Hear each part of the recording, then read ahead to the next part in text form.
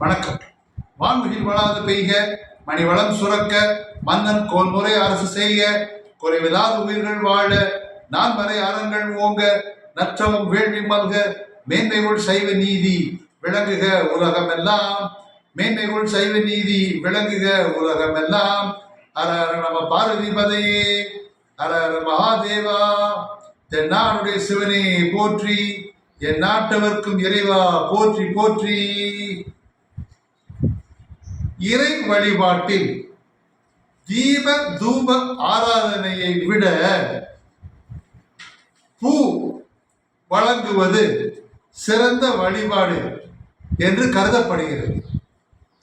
ஸ்ரீமத் பகவத்கீதையிலே கிருஷ்ண பரமாத்மா, எந்த தூய பக்தன் எனக்கு சிறிதளவு நீர், ஒரு கனி அல்லது ஒரு பூவை தூய மனதோடு வழங்குகிறானோ அவனே எனக்கு பிரியமான பக்தன் என்று கூறுவார். அதேபோல் சைவ நெறி விளக்குகின்ற பெரிய புராணத்தில் மலர் கொண்டு இறைவனுக்கு அர்ச்சனை செய்வதை பல அடியார்கள் கடமையாக மேற்கொண்டதை நாம் பார்க்கிறோம். முதலில் இந்த மலரை இப்படி உதிரியாக போடலாம், இல்லை ஆலயத்தில் தனித்தனியாக தொங்க விடலாம். அதற்கு பேர் ஆரம். ஒன்றுனா இருக்குல்ல, அதான் ஆரம். அதையே கோர்த்து இப்படி தொங்க விட்டால் அது தார், இப்படி இணைத்து விட்டால் அது மாலை. இது தார், இது மாலை. இவ்வாறு மலரை பல விதமாக கோர்க்கலாம்.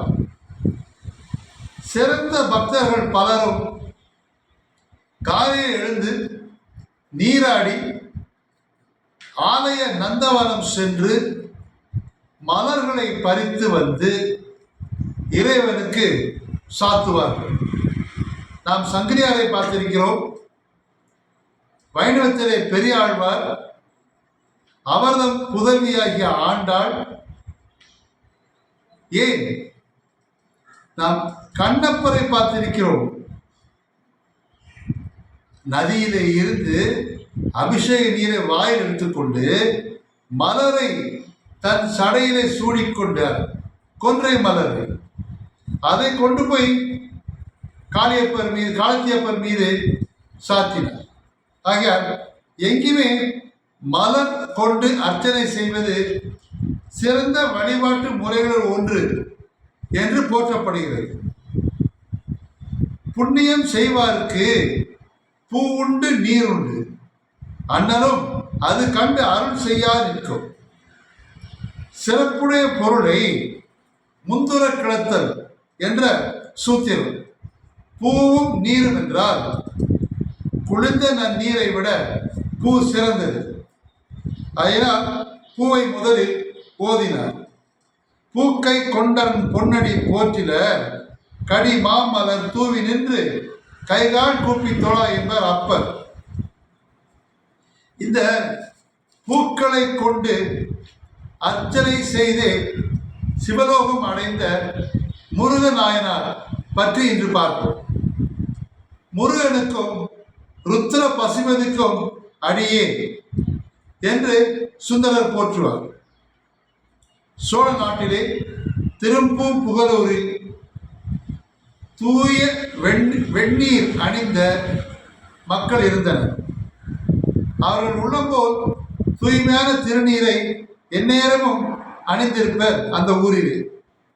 அது சிவபெருமான் அருள் பெற்ற புண்ணிய தலம். அந்த பெருமையுடைய திருப்புகழூரில் மறையோர் குலத்தில் அவதாரம் செய்தவர் முருகநாயனார்.